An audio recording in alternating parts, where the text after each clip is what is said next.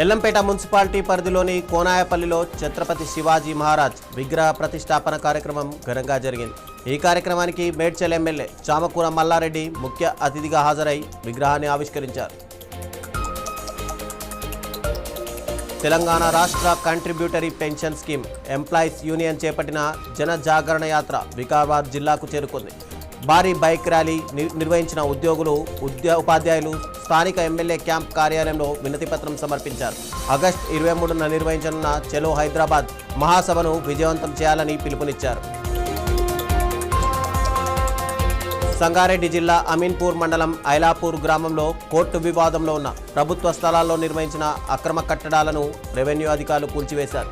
తహసీల్దార్ వెంకటేశ్వర్ ఆధ్వర్యంలో చేపట్టిన ఈ చర్యలో ప్రభుత్వ భూములను కబ్జా చేసే వారిని ఎట్టి పరిస్థితుల్లోనూ ఉపేక్షించబోమని అధికారులు హెచ్చరించారు. హైదరాబాద్లో వరుస ద్విచక్ర వాహనాల చోరీలకు పాల్పడుతున్న ఓ నిందితుడిని నేరేడ్మెట్ పోలీసులు అరెస్ట్ చేశారు. సీసీ కెమెరాల ఫుటేజ్ ఆధారంగా నిందితుడిని గుర్తించి అతని వద్ద నుంచి 11 బైకులను స్వాధీనం చేసుకున్నారు. కేంద్రంలోని బీజేపీ ప్రభుత్వం విద్యార్థుల భవిష్యత్తుతో పాటు వారి కుటుంబాల జీవితాలతోనూ చెలగాటమాడుతోందని ఎన్ఎస్యుఐ జాతీయ అధ్యక్షుడు వినోద్ జాకర్ విమర్శించారు.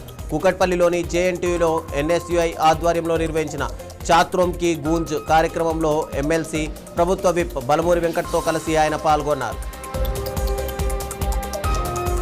ఉక్రెయిన్లోని ఒడెసా పోర్టు నుంచి బయలుదేరుతున్న ఎంవి గోల్డెన్ లియో కార్గో నౌకపై జరిగిన రష్యా క్షిపణి దాడిలో 4 భారతీయులు ప్రాణాలు కోల్పోయారు. మరో భారతీయుడు తీవ్ర గాయాలతో ఆసుపత్రిలో చికిత్స పొందుతున్నట్టు భారత విదేశాంగ మంత్రిత్వ శాఖ వెల్లడించింది.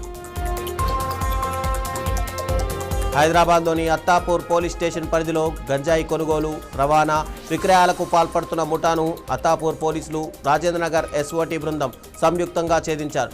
ఈ ఆపరేషన్లో మొత్తం 6 నిందితులను అరెస్ట్ చేసి వారి వద్ద నుంచి 8.410 కిలోల ఎండు గంజాయి, ద్విచక్ర వాహనం, వేయింగ్ మెషిన్లు, సీలింగ్ మెషిన్, మొబైల్ ఫోన్లను స్వాధీనం చేసుకున్నారు. హైదరాబాద్లోని మీర్పేట్ పోలీస్ స్టేషన్ పరిధిలో రౌడీ షీటర్ నందనవనం సూరి దారుణ హత్యకు గురయ్యాడు. కుటుంబ వేడుకకు వచ్చిన సూరిపై పాత కక్షల నేపథ్యంలో దాడి జరిగినట్టు పోలీసులు అనుమానిస్తున్నారు. ఘటనపై కేసు నమోదు చేసిన పోలీసులు అన్ని కోణాల్లో దర్యాప్తు చేపట్టారు. ఐరాల మండలం చిన్న వెంకటాంపాలెం సమీపంలోని ఓ శివాలయంలో విశేష ఘటన భక్తులను ఆకర్షిస్తోంది. ఆలయంలోని శివలింగంపై నూనెతో అభిషేకం చేస్తుండగా అది పాలుగా మారుతున్నట్టు పూజారులు చెబుతున్నారు. ఈ ఘటన ఇవాళే జరిగిందన్నారు. ఈ దృశ్యాన్ని చూసేందుకు పరిసర ప్రాంతాల నుంచి భక్తులు అధిక సంఖ్యలో పాల్గొంటున్నారు. విజయవాడ కృష్ణలంక పోస్ట్ మార్టం నెమ్మదికంటి మనోజ్కు సంబంధించిన ఆస్తులను అధికారులు సీజ్ చేశారు. 2022లో 1.46 కోట్ల మేర మోసం చేసిన కేసులో 2024 నుంచి నోటీసులు జారీ చేస్తున్నామని సిబిఐ అధికారులు తెలిపారు. కేసు నేపథ్యంలో సుమారు 6 నెలల క్రితం మనోజ్ను విధుల నుండి తొలగించినట్టు వెల్లడించారు. హోంమంత్రి అనితపై మాజీ మంత్రి అంబటి రాంబాబు చేసిన వ్యాఖ్యలను ఖండిస్తూ ఎంఆర్పీఎస్, ఎంఎస్పీ జిల్లా అర్బన్ నాయకులు నిరసన చేపట్టారు. ధర్నా చౌక్లో అంబటి రాంబాబు దిష్టిబొమ్మను దహనం చేసి తమ ఆగ్రహాన్ని వ్యక్తం చేశారు. పేరెల్లి ఎలీషా, వేల్పుల సురేష్ ఆధ్వర్యంలో నిర్వహించిన ఈ కార్యక్రమంలో నాయకులు పాల్గొని మహిళా మంత్రిపై అనుచిత వ్యాఖ్యలు చేయడం సరికాదని తెలిపారు. ములుగు జిల్లా వాజేడు మండలంలో భారీ వర్షాలు జనజీవనాన్ని స్తంభింపజేశాయి. ఎడతెరిపి లేకుండా కురుస్తున్న వానలకు చీకుపల్లి, గొల్లగూడెం మధ్య ఉన్న ఇసుక వాగు తెగిపోవడంతో రాకపోకలు పూర్తిగా నిలిచిపోయాయి. దీంతో వాజేడు మండలంలోని పలు గ్రామాలతో పాటు తెలంగాణ, ఛత్తీస్గఢ్ సరిహద్దు ప్రాంతాలకు వెళ్లే మార్గం పూర్తిగా మూసుకుపోయింది. మహబూబాబాద్లోని జేఎన్టీయూహెచ్ ఇంజనీరింగ్ కళాశాలలో విద్యార్థులు ఆందోళనకు దిగారు. హాస్టల్లో తాగునీరు, మౌలిక వసతుల కొరతపై ఆగ్రహం వ్యక్తం చేస్తూ తరగతులను బహిష్కరించి నిరసన తెలిపారు.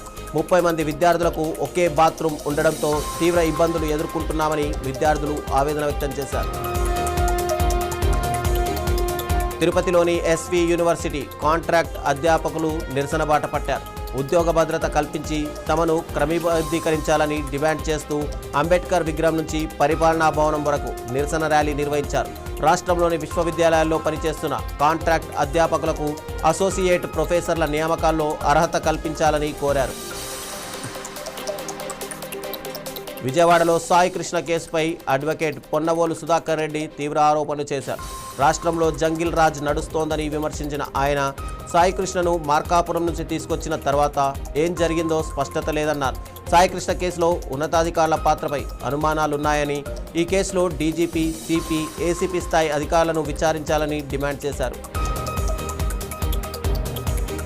పరీక్షల నిర్వహణ, పేపర్ లీకేజ్ అంశాలపై కేంద్ర విద్యాశాఖ మంత్రి ధర్మేంద్ర ప్రధాన్ రాజీనామా చేయాలని డిమాండ్ చేస్తూ టీపీసీసీ ఓబీసీ విభాగం నిరసన చేపట్టింది. హైదరాబాద్ గాంధీ భవన్ ముందు నిర్వహించిన ఈ కార్యక్రమంలో మంత్రి ధర్మేంద్ర ప్రధాన్ దిష్టిబొమ్మను దానం చేసి తమ నిరసన వ్యక్తం చేశారు. విద్యార్థుల భవిష్యత్తుతో కేంద్ర ప్రభుత్వం చెలగాటమాడుతుందని నాయకులు ఆరోపించారు.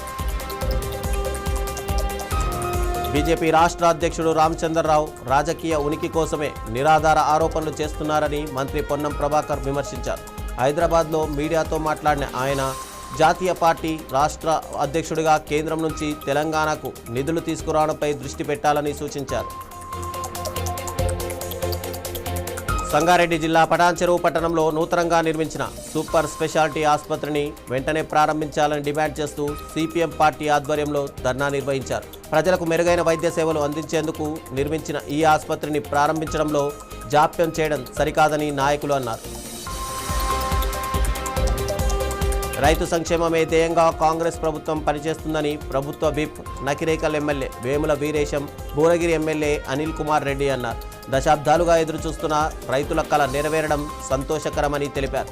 సాగునీటి విడుదలతో భువనగిరి, నకిరేకల్ నియోజకవర్గాల్లోని రైతులకు ఎంతో ప్రయోజనం చేకూరుతుందని చెప్పారు.